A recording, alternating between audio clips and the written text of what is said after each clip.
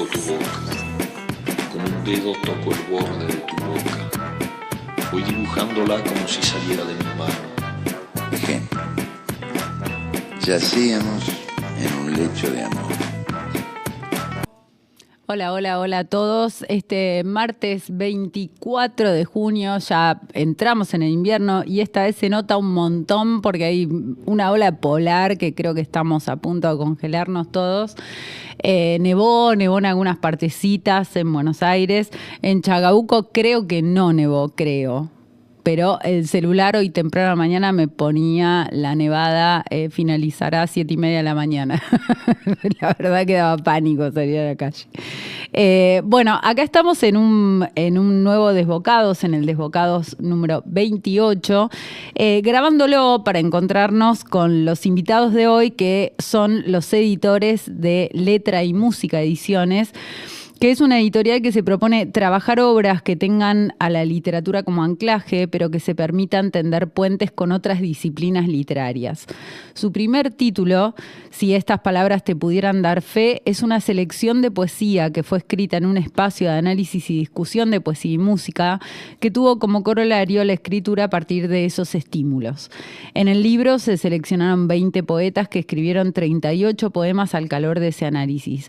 Está dividido en 8 capítulos y a cada uno le corresponde una playlist de música que acompaña a la lectura y fue curada por los editores. A la playlist se accede mediante un QR que deriva directamente a la reproducción. Como ocurre con este primer título, Letra y Música busca que sus futuras obras dialoguen con otros lenguajes como el cine, el teatro, la fotografía, la pintura, la danza, etc. Los que hicieron la apuesta, una apuesta muy singular dentro del ámbito de la edición de textos literarios, son nada más y nada menos que Pamela Terliciprina, que ya pasó un montón de veces por acá, poeta, escritora, tallerista, gestora cultural, y Julián Carballaro, también poeta, tallerista, gestor, editores los dos. Ahora le damos la bienvenida. Hola, ¿qué tal? ¿Cómo están? Buenos días. Hola Juli, buen día. Qué frío. Qué frío, por favor. Una locura. Tremendo. Bueno, parece que hasta el clima cambiaron ustedes, porque este viernes se presenta, lo vamos a hacer al calor de la poesía y de la música, se presenta la primera edición de Letra y Música. ¿Cómo se les ocurrió todo esto? ¿De dónde vino? ¿Cómo empezó?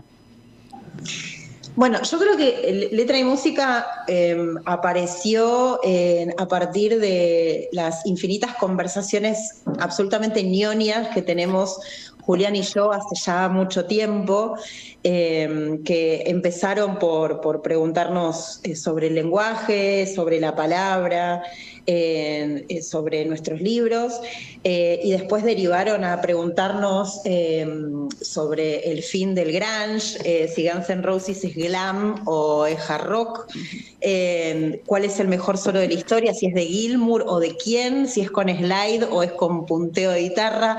Bueno, todo ese tipo de cosas que solíamos conversar los dos, porque somos dos manijas, derivaron en esta intención de generar un espacio donde conversar sobre poesía y sobre música, que son dos cosas que nos apasionan.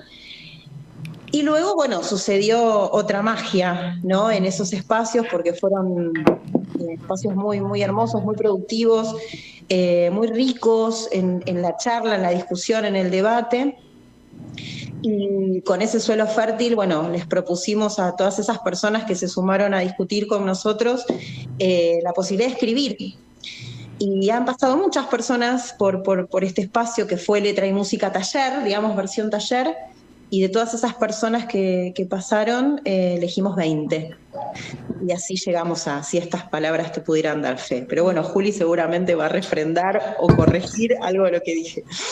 Yo digo que todo eso es cierto, solamente que falta el pequeño detalle en donde yo le digo a Pame, tenés que hacer de todas esas conversaciones ñoñas, le digo, tenés que hacer un taller con discos, así que hagámoslo. Y ahí empecé yo, no, hagámoslo, no.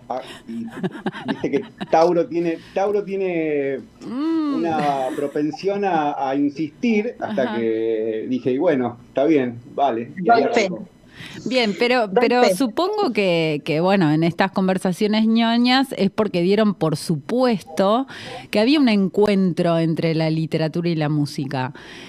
¿Cuál es el encuentro? ¿En qué cosas se encuentran? Porque están en un punto, el prejuicio es que están en zonas diferentes, ¿no? La música llega más rápido, es más popular, llega a todos, y la literatura estaba hasta hace poco tiempo en un lugar más de erudición, ¿no? De personas que pueden acceder a los libros.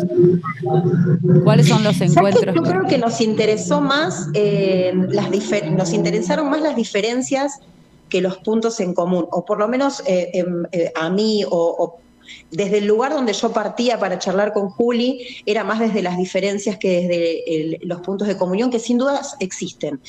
Pero me interesaba mucho la idea de desmitificar la idea de que toda letra de canción nace poema, o que todo poema aspira a la canción, ¿no? Me interesaba mucho romper con ese mito, porque con Julián también, digamos, llegamos a la conclusión de que son pocos los letristas que también son poetas. Entonces, bueno, desde ese lugar, digamos, desde ese planteo de la diferencia, o por lo menos desde en ese acuerdo de no pensar ninguna de las dos cosas, digo, ni la canción ni el poema desde la carencia, bueno, desde ese lugar sí partir hacia la idea de encontrar dónde se juntan, ¿no? Dónde hay unión. Y ahí sí, bueno, se pudo dar una charla respecto de el plano sonoro de la poesía, o la capacidad que tiene la poesía de convertirse en ese otro estímulo que es la letra dentro de una canción, de cómo el poema muchas veces se parece más a la canción instrumental que a la canción con letra, ¿no? Porque pareciera que la canción, digo, el género canción de letra y música, digamos, de letra acompañado de música, pareciera que son estímulos que están un poco compitiendo entre sí, y cómo eso en el poema, digamos, trabaja o opera de manera diferente, porque sin dudas hay musicalidad en el poema, pero pareciera que la competencia opera diferente que en la canción. Uh-huh. Entonces, bueno, ahí se dieron largas discusiones muy hermosas, a las que insospechadamente se sumó muchísima gente. Juli, y si tuvieras que nombrar algún letrista poeta, ¿a quién se te ocurre? No, bueno, hay dos que para mí son fundamentales, que son Gabo Ferro y el Indio. Uh-huh. ¿Y por qué? Es interesante, digo, porque por ahí, viste, hay un músico que dice... No, yo, a ver, para mí entra la poesía cuando el lenguaje musical no es el más resonante, o es el que se pone muy por delante. Y me parece que aparece el poeta cuando la música no solamente es lo que aparece, sino que la letra y la palabra va en concordancia de peso con la música. Me parece que el Indio y Gabo tienen eso, o sea, no abandonan lo musical, pero ponen muy a la par el tema de la palabra, no sé si, no diría del poema, sino de la poesía mediante el lenguaje de la palabra, pero el lenguaje musical. O sea, ahí encuentra más o menos un balance. Ahora, la otra pregunta que va emparentada con esto es, bueno, ustedes hicieron playlist, ¿no? Separadas, yo debo confesar que participé, o sea que un poquito conozco, pero separadas en función de qué, las playlists. Bueno, perdón, voy a retomar un poquito de lo que decía Juli. Yo sumaría al Indio y a Gabo, sumaría al Flaco, sumaría a Spinetta, sin duda. Y quizás, como para complementar un poquito lo que dice Juli, me gusta pensar que si a la canción le sacamos la música, si sigue funcionando el artificio, ¿no? Y no sucede siempre. Sucede con el Indio, sucede con el Flaco, sucede con Gabo, y debe suceder con muchos más. Hay algunas letras, por ejemplo, de Marilina Bertoldi que me parece que funcionan, pero no siempre. Digo, la música es un recurso tan seductor que es difícil prescindir de él a la hora de hacer una canción. Entonces, cuando logramos prescindir de él y sin embargo el texto subsiste, bueno, ahí estamos, creo yo, frente a un letrista / poeta. Bueno, puede pasar en exceso en la poesía, ¿no? También, ¿no? Una poesía por ahí muy ligada a lo musical que termine perdiendo todo lo otro porque está ligada demasiado a la musicalidad. Claro, yo no sé, pienso en Mallarmé, y sí, obviamente hay poetas que se ocuparon mucho más del plano sonoro en su poema que del sentido, del forzamiento del lenguaje, y quizás ahí también, ¿no? Podríamos advertir esta, si se quiere, disputa entre estos dos estímulos. Lo que sí sucede es que en el caso del poema, por más que esté muy centrado en el recurso sonoro, no tiene ese otro plano que está compitiendo. Digo, la palabra es la misma que está ejecutando el sonido.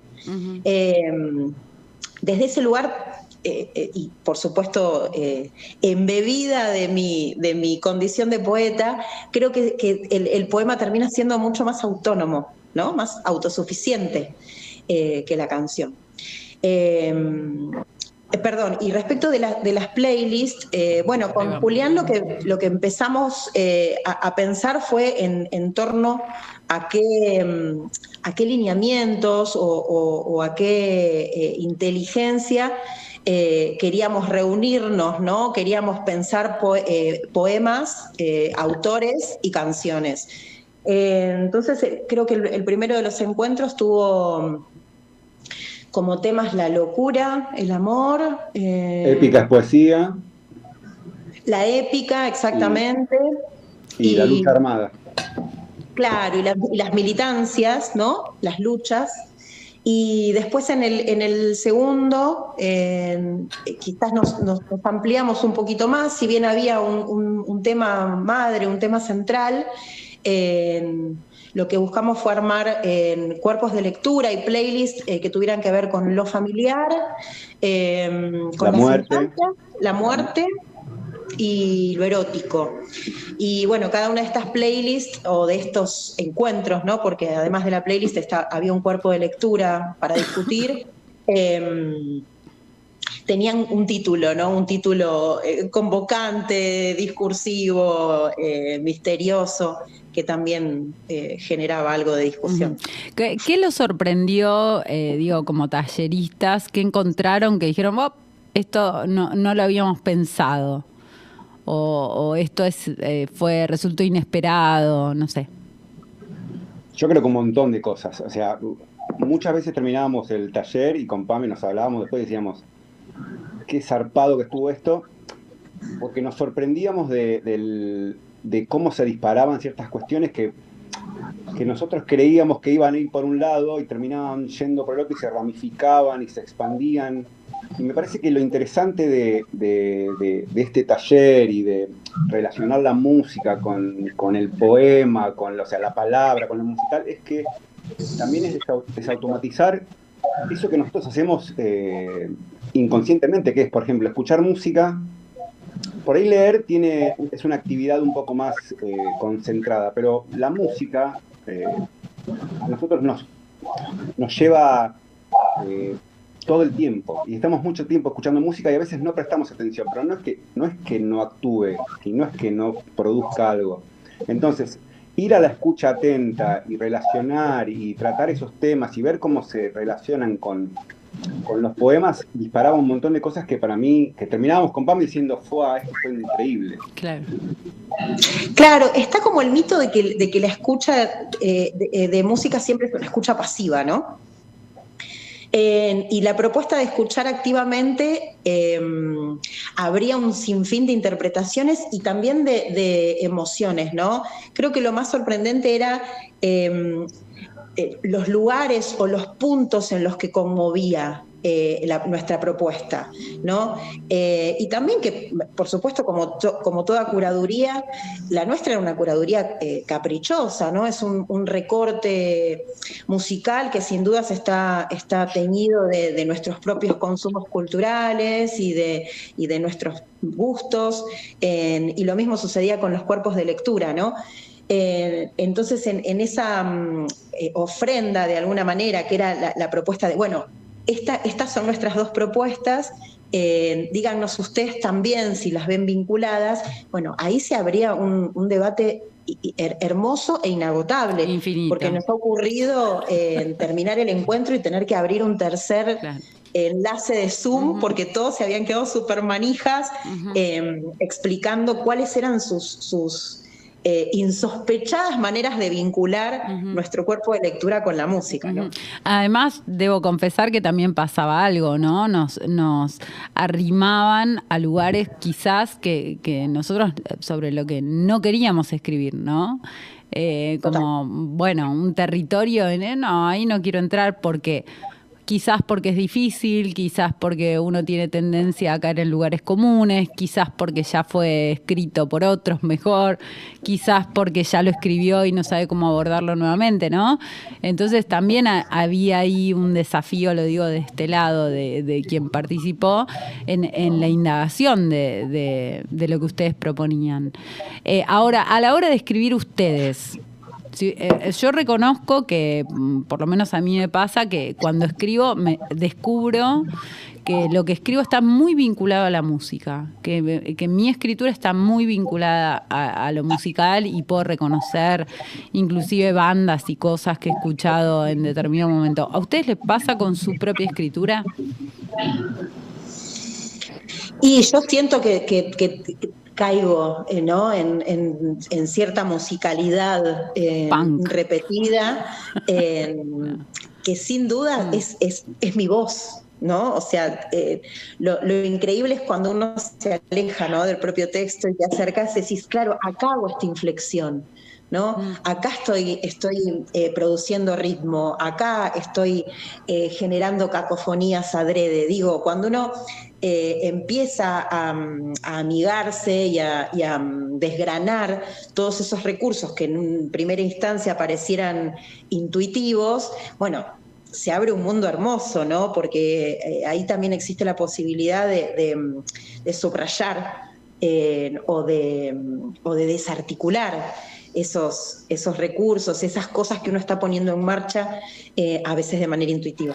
Pero Pame, ¿reconoces, digo, tal banda, tal músico, tal, digo, en concreto, lo podés reconocer? ¿Podés mencionar algunos? Decir, che, yo descubro que acá se guardan en el fondo, permanecen tales. Y a mí me pasa que yo encuentro siempre el drama que para mí es propio, por ejemplo, del hard rock. Claro. ¿No? De cierto rock nacional, de cierto fraseo que hay en el rock nacional o en determinadas voces del rock nacional. Digo, no es gratis que yo me consagre como fanática de Guns N' Roses, claro. Cosa que no pienso disimular jamás. No, bueno, y Stone Temple Pilots y Pink Floyd y Led Zeppelin. Digo, no quiero quemarle bandas a Julián, que seguramente está esperando mencionar. Generacionalmente estamos todos más o menos en el mismo lugar, ¿no? Claro, y después el fraseo del indio y el vuelo, el surrealismo del flaco, o sea, yo no digo que los reconozco porque quizás sería un poco pedante de mi parte decir que reconozco algo de su genialidad en lo que escribo, pero hay algo de esa huella que en definitiva se termina como notando. Sí, no sé si se nota, pero está ahí, ¿no? No sé si es notable, pero aparece como en el trasfondo, ¿no? Juli, sí. No solamente a lo que te acercás, sino a veces pasa de lo que te querés alejar, ¿no? Nuestra relación con la música como hijos de los 90 no solamente se circunscribe a lo musical, sino, por ejemplo, también a los videoclips. Entonces, hay que ver cómo desenmarañar la propia escritura y ver cuáles son las influencias, no solamente de lo sonoro y de lo musical, sino también de lo visual. Yo no puedo reconocer mi escritura por ahí en la contemplación de los escritores del 60, como Melly Oliver, sino que la reconozco más en toda una adolescencia y crecer mirando videoclips, escuchando música. O sea, lo visual entra ahí. Y hay que ver cómo uno se acerca a eso y también cómo uno se quiere alejar también de eso, ¿no? A mí me pasa, por ejemplo, que yo soy tan fanático de Los Redondos que mi intención, más que acercarme a esa poética, es alejarme. Totalmente. Totalmente, ¿no? Porque además en un punto como muy críptico, ¿no? Muy, bueno, difícil. Uno cada vez que lee y no escucha las letras de Los Redondos, le encuentra otra cosa. Y van pasando décadas y va encontrando otra cosa. Bueno, eso es lo que decíamos antes, ¿no? Vos lees las letras de Los Redondos y, se defienden sin música. Eso es lo maravilloso y que no siempre sucede, ¿no? En las canciones. Uh-huh. A la hora recibían los textos de participantes, ¿cómo seleccionar eso? ¿Cómo lo hicieron? ¿Respetaron las playlists? ¿No las respetaron? Porque era muy difícil. Y acá voy a dar mi experiencia. Era muy difícil porque había que escuchar la playlist, ¿no? Y leer la selección de poemas. Y a partir de ahí venía el debate, ¿no? En el taller y después, la escritura. ¿Cómo seleccionaron toda esa maromba de cosas? Porque hacíamos lo que podíamos. No, vos podés, no nos vas a dejar mentir, los debates eran súper acalorados, eran súper comprometidos. Lo que también, creo que Juli va a coincidir conmigo, nos comprometía a nosotros a elegir textos que estén en esa sintonía. O sea, hay 20 poetas, no están todos los autores de todos los... letra y música que elegimos los textos. ¿Cómo se elige? Porque es muy difícil como editor elegir, ¿no? No es difícil, ese es el tema. Es doloroso a veces, es doloroso porque uno conoce a las personas, pero con Pam intentamos que los protagonistas sean los poemas, más que los autores.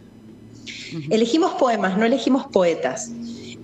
Por eso sucedió que en muchas ocasiones había más de un poema por poeta. Pero lo que quisimos fue hacer una selección de poesía. Esto fue algo que charlamos con Juli y que yo le comentaba a él. No quiero que diga antología el libro, no quiero que diga antología, porque una antología es una miscelánea de textos, es solo una recopilación. Uh-huh. Y acá no hubo solo recopilación, hubo selección, y vos lo sabés, Juli, y hubo trabajo sobre los textos. Uh-huh. O sea, en más de la mitad de los textos nosotros les propusimos a los autores cambios sobre esos textos. Entonces, hubo selección y hubo trabajo de edición. Por eso lo que estás tratando de diferenciar es como, nos juntamos 10 poetas y decimos, editemos un libro, cada uno pone lo que quiere, ¿no? Tantas páginas para cada uno y ya. Acá hay otro trabajo que tiene que ver con una propuesta ya de un poemario, ¿no? Porque es el abordaje territorial de determinadas cosas. Me refiero al territorio como tema, como lugar de decir. Totalmente, era una línea editorial. Nosotros queríamos leer poemas que representen fielmente a los capítulos que proponía el libro, que son aquellos encuentros a través de los cuales discutimos, conversamos, analizamos y escribimos, ¿no? Por eso, como dice Juli, más que difícil, yo creo que la selección lo que produce a veces es como un poco de pena decir, tuvimos que dejar afuera esto. Uh-huh. Pero cada vez que dejamos afuera algo, lo dejamos afuera con convicción. espero que eso no nos haga parecer indolentes. No, Si no, en pero los es talleres lo que pasa con explicábamos- uno mismo. Digo, armás un poemario y decís, capaz lo habías armado y terminan saliéndose del poemario 10 poemas porque decís, no, estos no, ¿no? Pero son tuyos. Cuando vos tuviste, porque la realidad es que los talleres fueron todos muy numerosos, entonces cuando vos tenés 30 y pico de poetas o 30 y pico de asistentes en cada uno de estas propuestas que tuvimos nosotros a través de los tres letra y música, bueno, el número se redujo, pero en un punto lo digo con orgullo, se redujo, ¿no? Porque eso habla de que hubo una tarea de selección, y luego de esa tarea de selección además hubo una tarea de edición. Dos cosas que a mí me enorgullece para nuestra y cualquier editorial que exista, ¿no? Qué delirio, ¿no? Qué delirio, qué locura apostar en este momento a una editorial. ¿Cómo se les ocurrió? Porque digo, no es que ustedes dijeron, bueno, editemos el resultado de este taller, de estos talleres, sino que dijeron, armemos una editorial. ¿Cómo se les ocurrió semejante desquicio en el contexto más difícil, creo, desde que yo existo, por lo menos? Vuelvo al principio, todo arranca con Pamela diciendo, bueno, y hagamos una selección de poesía impresa, y ahí arranca la manija, ¿viste? Y las cosas empiezan a funcionar. Lo bueno es que Julián primero opone mucha resistencia, pero una vez que dice que Es sí, fácil le de da con convencer, todo. claro. Pero digo, gobierna Milei, y yo soy empleada de Caputo. Digo, si no hago estas cosas muero. Es todo un horror. Así que vamos a aportar algo de belleza a este caos. Eso me parece espectacular, pero ¿con qué obstáculos se encontraron a la hora de decir, bueno, editemos, armemos una editorial? ¿Cuáles fueron los obstáculos más importantes? Bueno, el primer obstáculo siempre es el económico, porque vivimos en Argentina y nos gobierna un hijo de puta. Pero superado ese escollo, porque somos dos delirantes básicamente, dijimos, bueno, hagamos el mejor libro que podemos hacer. Entonces hicimos un libro con tapa todo color, con solapa, con el papel que nos gustaba, el papel ahuesado que nos gustaba, todo y con la tipografía carísimo. que nos gustaba. Digo, el libro me parece hermoso sin que yo sea la editora, sin que nosotros seamos los editores. Es un libro hermoso, un libro cuidado, que tiene lomo, para el que elegimos los colores, para el que escribimos 2 prólogos, para el que convocamos nada más y nada menos que a Walter Lescano para escribir la contratapa. Digo, una persona, si hay un poeta argentino contemporáneo en el que se resume la idea de poesía y música, es en Walter. Entonces, es un libro cuidado, y por eso creo que se denota el trabajo editorial. Digo, no es una imprenta que pone poemas dentro de un objeto de papel. Creo que, Juli, vas a coincidir, somos 2 escritores haciendo libros que nos gustaría leer. Yo a veces hago la relación con Pam y yo, seríamos Butch Vig salvando las enormes distancias, ¿no? Haciendo Butch Vig haciendo Nevermind. Y hay algo de eso, tratando de relacionarlo con la música, en la importancia del productor. No es que un músico se levanta, hace una canción, se va al estudio, la graba, Y ya. sale el disco al otro día y eso cambia el mundo. Hay todos un montón de procesos hasta que el disco se materializa, que para mí son súper importantes. Y la edición y todo lo que sucede desde que el escritor escribe hasta que lo hace parte de un corpus o se convierte en un libro, en un poemario, también son súper importantes. Hablábamos recién de los obstáculos con los que se encuentra una editorial argentina independiente, ¿no? Ustedes hablaban de los costos económicos como primordial, ¿no? Recordemos que ahora cualquier tipo de fondo o de, no sé, préstamo o lo que fuera, están imposibilitados. Pero digo, además de eso, en cuanto a la distribución, a las librerías, al precio, bueno, ¿cómo llegar? ¿Cuáles son básicamente los obstáculos más graves con los que se encontraron, además del costo, por supuesto?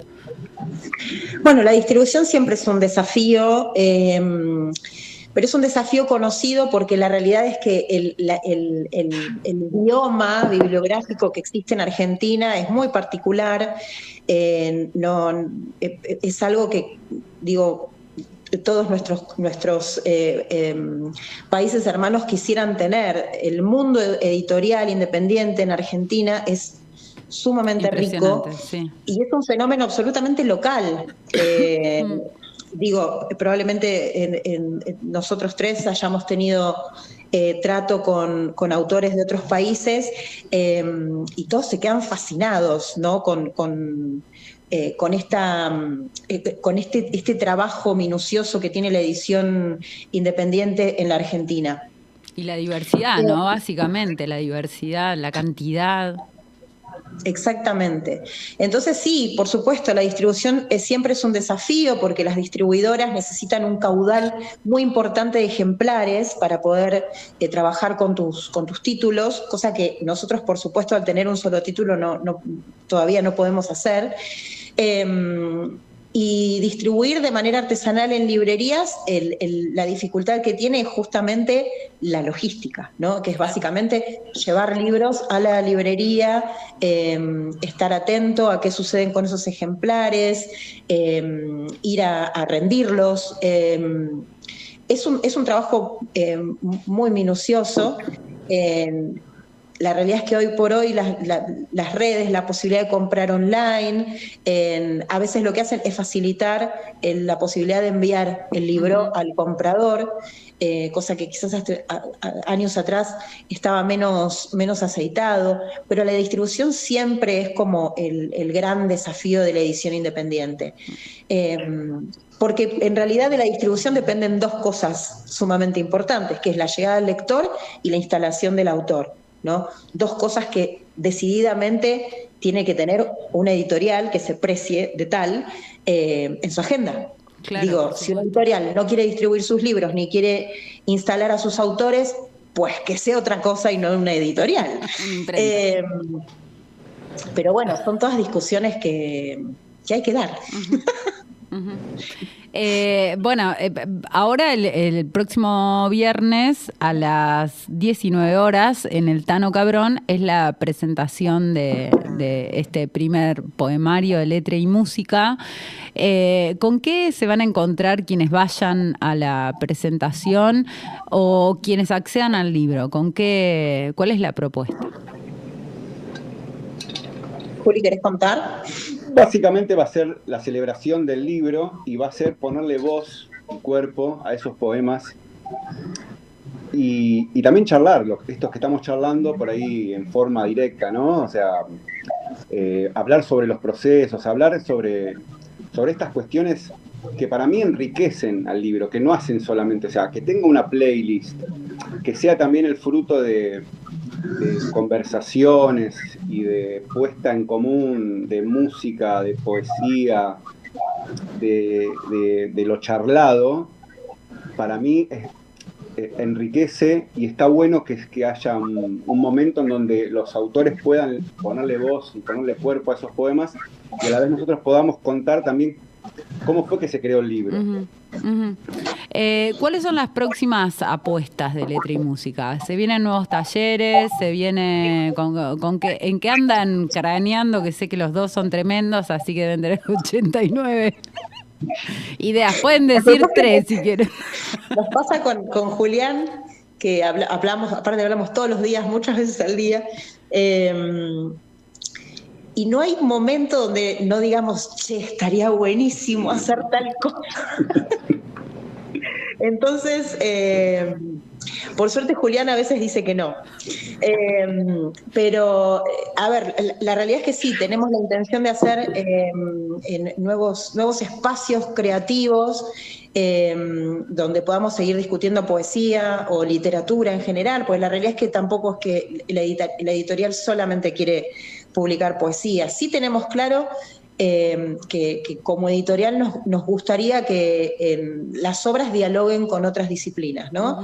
En este caso es la música, pero también podría ser el cine, también podría ser, bueno, como vos anticipaste, ¿no?, en la entrada, podría ser la fotografía, podría ser el teatro. Y para eso, por supuesto, no solo la poesía es hábil, también podría ser narrativa, podría ser ensayo, podría ser crónica.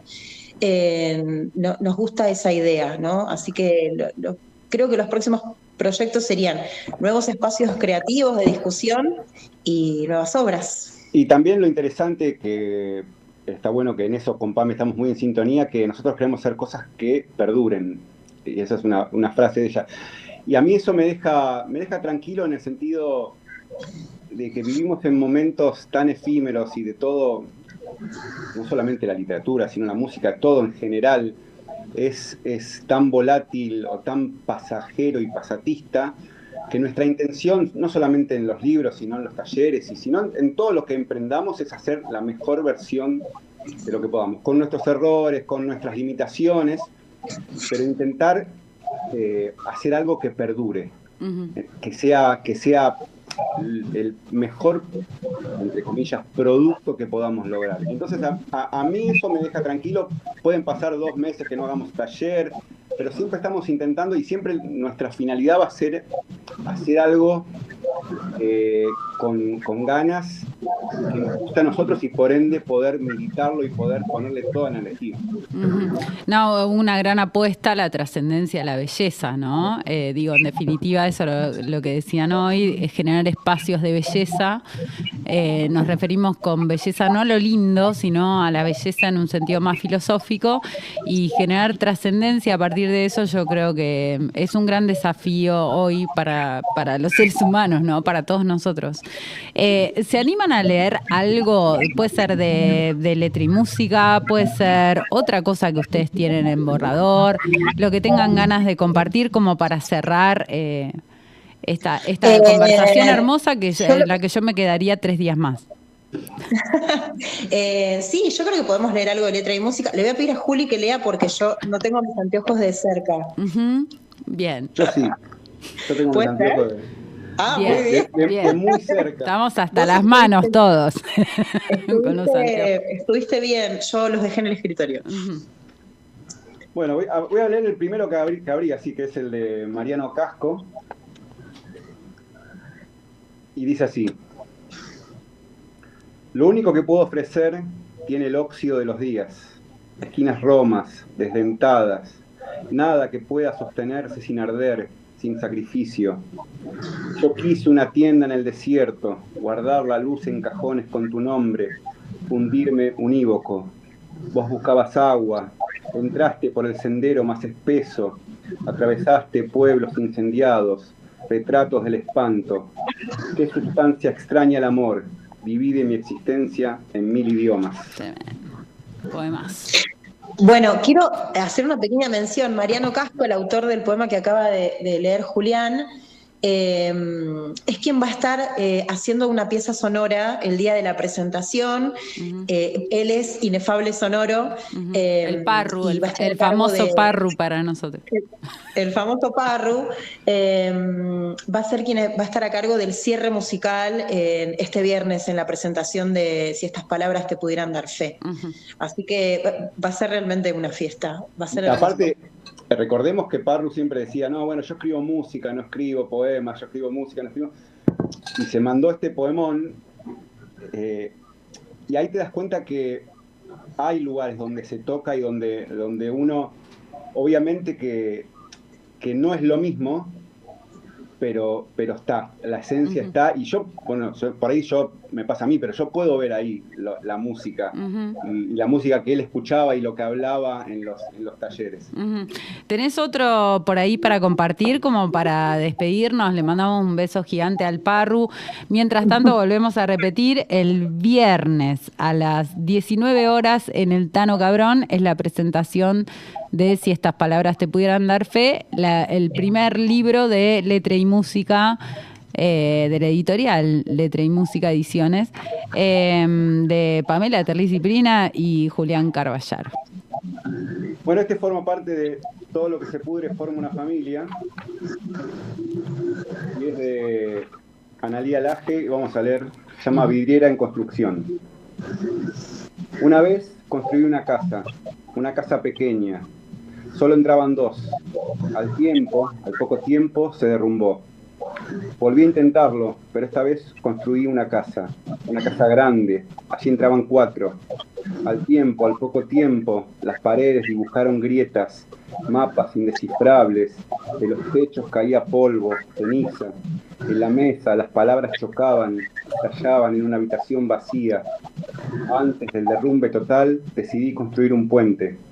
Todos a sus puestos. El que pregunta, el que evade, el que recuerda, el que no recuerda. ¿Cuál es mi función esta vez? Sostener paredes, iluminar espacios con la familia atada al cuello. Tremendo, tremendo. Bueno, eso es lo que van a encontrar en este primer ejemplar. Quienes no puedan acceder a la presentación, ¿dónde pueden comprar el ejemplar? Bueno, nos pueden escribir por Instagram o a nuestro mail, que es letraymusicaliteratura@gmail.com. Haremos todo lo necesario para enviarlo a cualquier lugar del mundo. Estamos desde la semana pasada en la librería Espacio Rama Negra, en Zona Norte, y pronto estaremos en algunas librerías en Capital Federal. Así que bueno, todos los anuncios, viste, que hoy se dan por redes. Tremendo. Chicos, gracias por semejante apuesta en este momento tan imprescindible para la literatura, para la música, para los artistas, para los seres humanos, para los que buscan de alguna manera un poco de aire en el medio de tanta opresión. Así que mil gracias a los dos por semejante apuesta y nada. Y ahí nos vemos el próximo viernes. Gracias. Gracias a vos.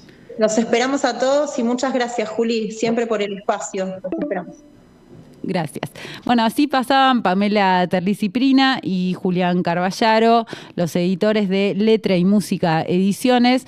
Nosotros nos volvemos a encontrar el próximo martes en Desbocados. Chau.